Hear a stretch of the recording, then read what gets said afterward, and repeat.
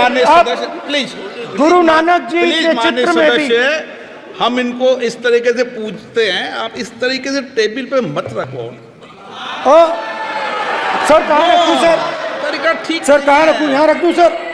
आप यहाँ मत यहाँ रख देता हूँ सर।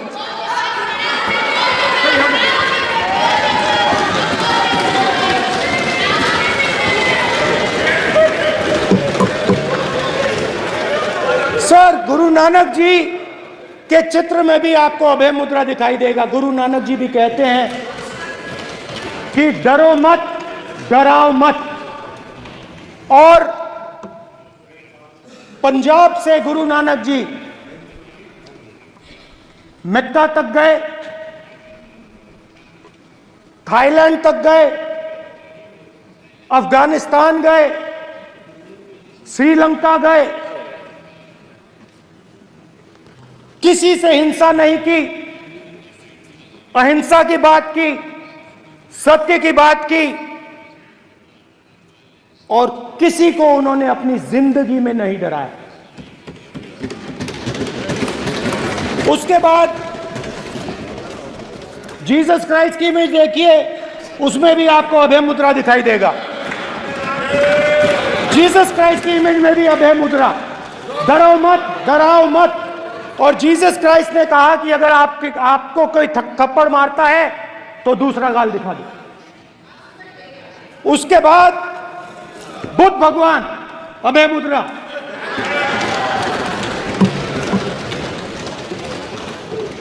डरो मत, डराओ मत, अहिंसा। मतलब, और अंत में महावीर, डरो मत, डराओ मत, अभय मुद्रा। मतलब हिंदुस्तान के इतिहास में 3 फाउंडेशनल आइडियाज हैं। मोदी जी ने अपने भाषण में एक दिन कहा कि हिंदुस्तान ने किसी पर आक्रमण नहीं किया। उसका कारण है क्योंकि यह देश अहिंसा का देश है, यह देश डर का देश नहीं है। तो हमारे सारे के सारे महापुरुषों ने अहिंसा की बात की, डर मिटाने की बात की। डरो मत, डराओ मत।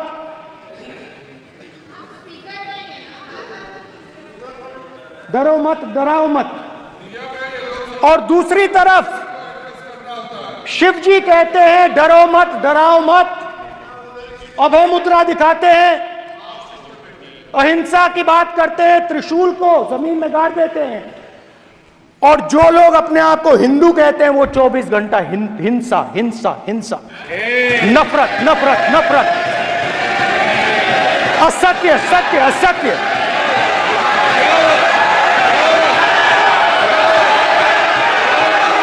आप हिंदू हो ही नहीं।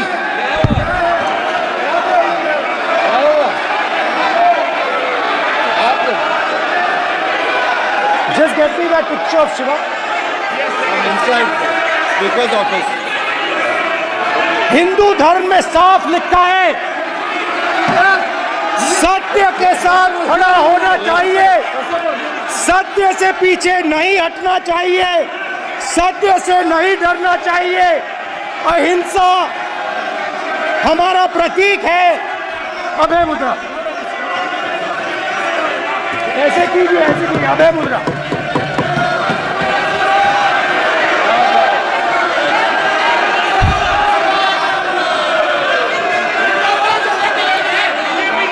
अब आप बिग बॉस से कोई रूलिंग नहीं आएगा।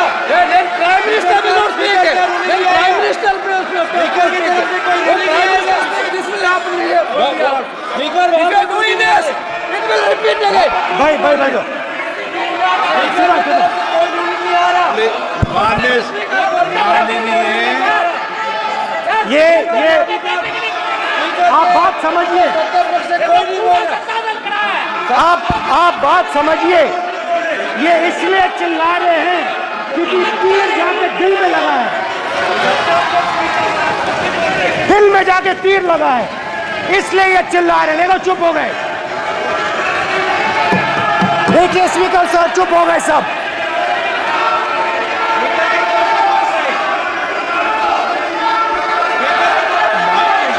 एक मिनट।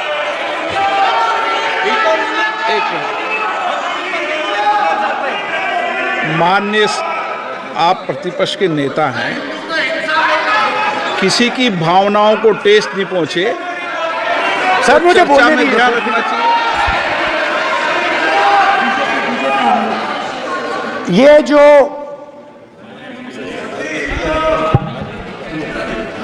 ये विषय बहुत गंभीर है। पूरे हिंदू समाज को हिंसक कहना ये गंभीर विषय है। बीजेपी को आपको नहीं, नरेंद्र मोदी जी पूरा हिंदू समाज नहीं है, बीजेपी पूरा हिंदू समाज नहीं है, आरएसएस पूरा हिंदू समाज नहीं है। इसलिए डालेंगे प्राइम मिनिस्टर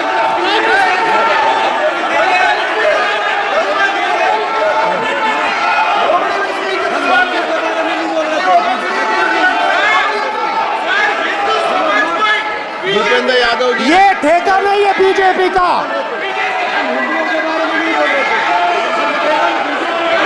भूपेंद्र यादव जी, माननीय अध्यक्ष जी, शोर शराबा कर इतने बड़े वाकया को छिपाया नहीं जा सकता। विपक्ष के नेताजी ने कैटेगोरिकली कहा है कि जो अपने आप को हिंदू कहते हैं वो हिंसा करते हैं। मैं फिर से रिपीट करना चाहता हूं, उनका वाक्य था जो अपने आप को हिंदू कहते हैं वो हिंसा की बात करते हैं, हिंसा करते हैं। मान्यवर, इस देश में शायद इनको मालूम नहीं है, करोड़ों लोग अपने आप को गर्व से हिंदू कहते हैं, गर्व से हिंदू कहते हैं। क्या वो सभी लोग हिंसा की बात करते हैं? हिंसा करते हैं। हिंसा की भावना को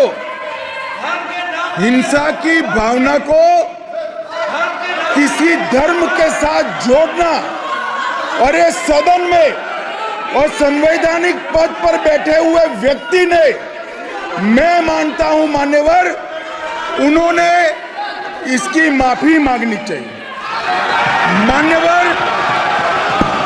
मान्यवर, मैं उनको एक गुजारिश भी करना चाहता हूं कि इस्लाम में अभय मुद्रा, इस पर इस्लाम के विद्वानों का मत एक बार वो ले ले। गुरु नानक साहब की अभय मुद्रा पर एसजीपीसी का मत वो ले ले। और मान्यवर, अभय की बात तो इनको करने का कोई अधिकार नहीं है। आपातकाल में पूरे देश को इन्होंने भयभीत करा है, लाखों लोगों को जेल में डाला और आतंक, वैचारिक आतंक अगर कभी था, वैचारिक आतंक कभी था तो आपातकाल के वक्त था। और मान्यवर, दिल्ली में दिन दहाड़े हजारों सिख भाइयों का कत्लेआम उनके शासन में हुआ। आज वो भय की बात कर रहे हैं। मान्यवर, मेरा आपसे आग्रह है कि श्री राहुल गांधी, नेता प्रतिपक्ष, पहला भाषण होने के बावजूद माफी मांगनी चाहिए, न केवल सदन, पूरे देश की माफी मांगनी चाहिए। अगर आप शिव जी को देखें तो उनकी इमेज से आपको पता लगता है कि हिंदू डर नहीं फैला सकता, हिंदू हिंसा नहीं फैला सकता, हिंदू नफरत नहीं फैला सकता।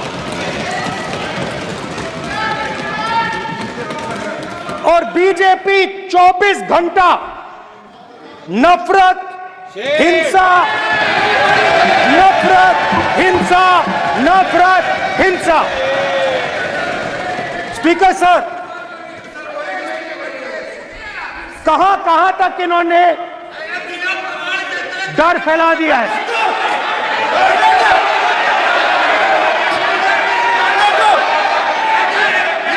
प्लीज प्लीज सर, कहां कहां तक इन लोगों ने डर फैला दिया। मैं आपको अयोध्या से शुरू करता हूं। सर नमस्कार। शाबाश। अयोध्या ने आपको मैसेज भेजा। अयोध्या ने राम भगवान, सर क्या रूलिंग सर? मेरा व्यवस्था का सवाल है।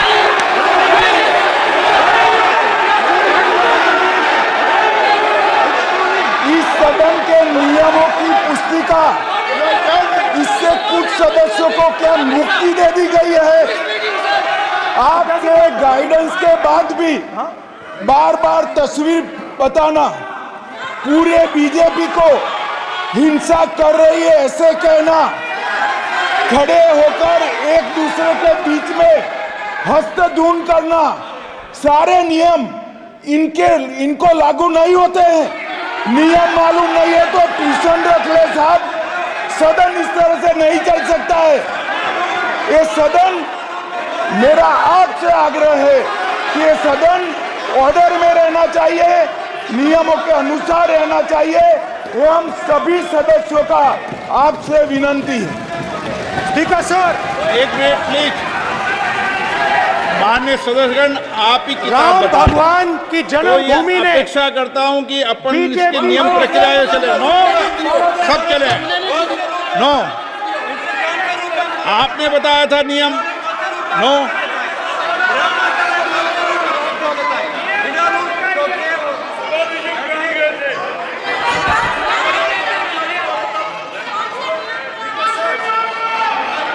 माइक दीजिए सर। हाँ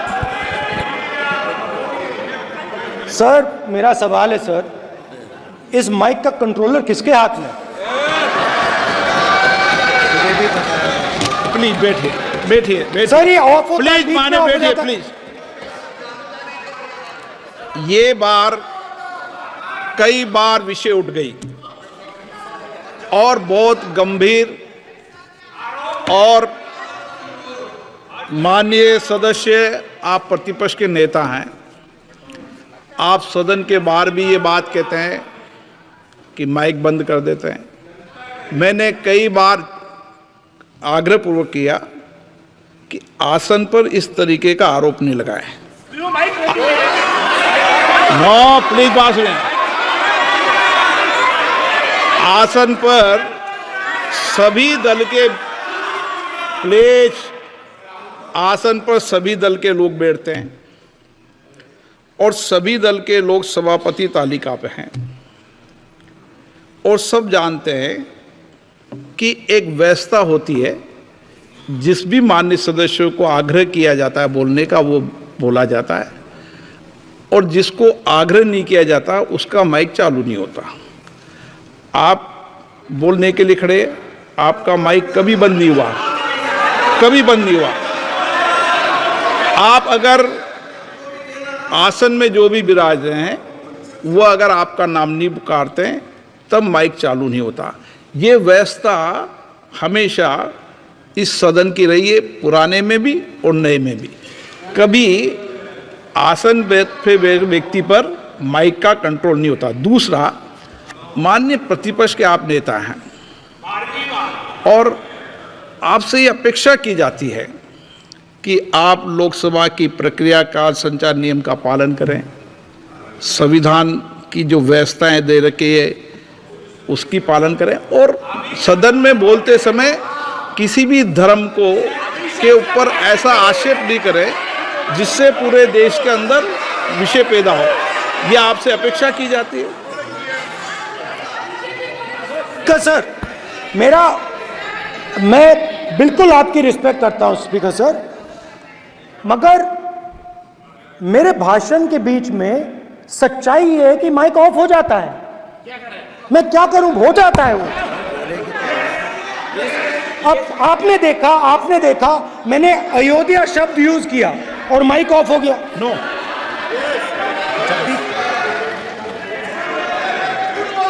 अरे ये प्रधानमंत्री मोदी जी के टाइम में आधा आधा कह आएगा क्या? तो अयोध्या ने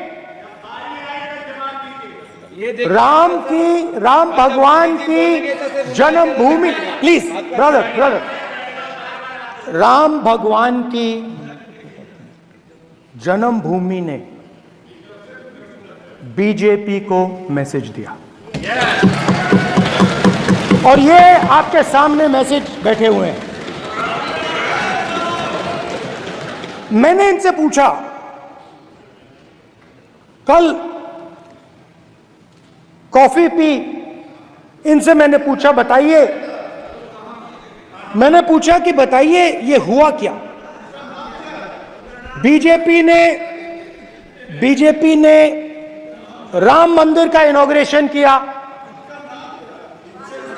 बोलने दीजिए, राम मंदिर का इनॉग्रेशन किया।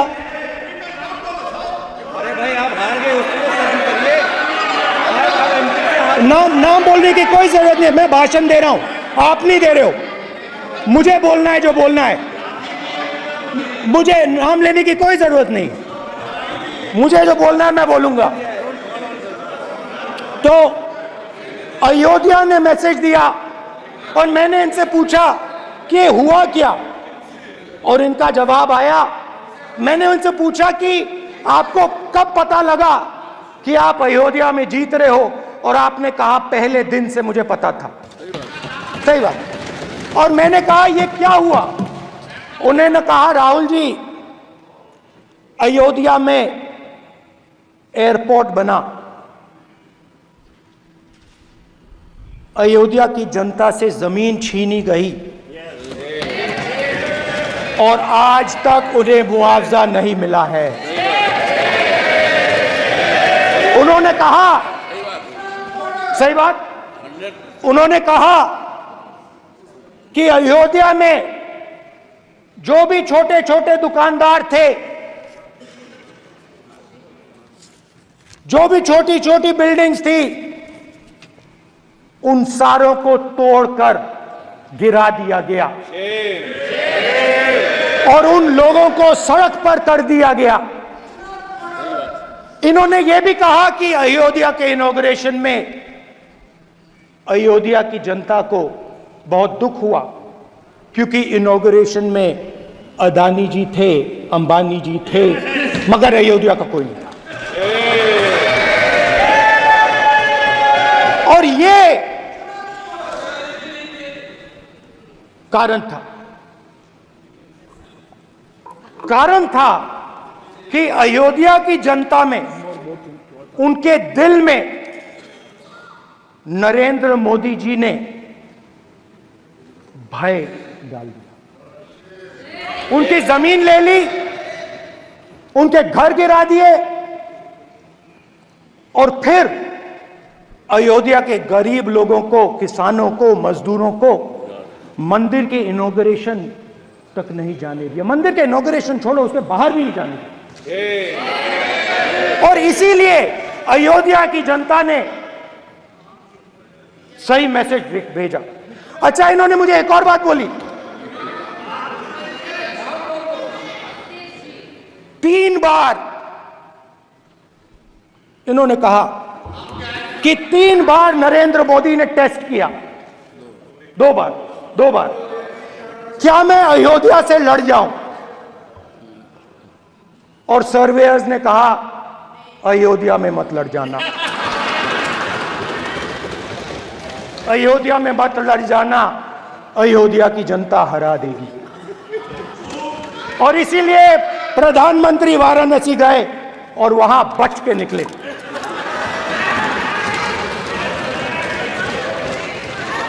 तो अयोध्या की जनता को डराया,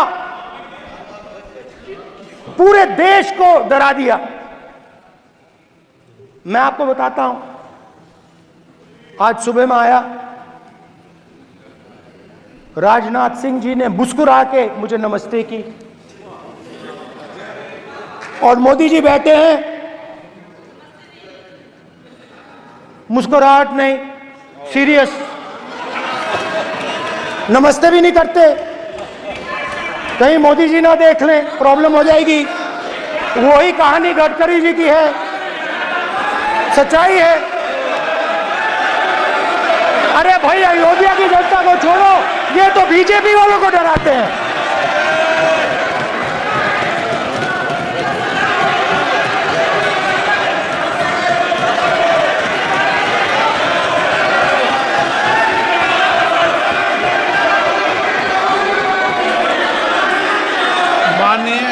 सर क्या है?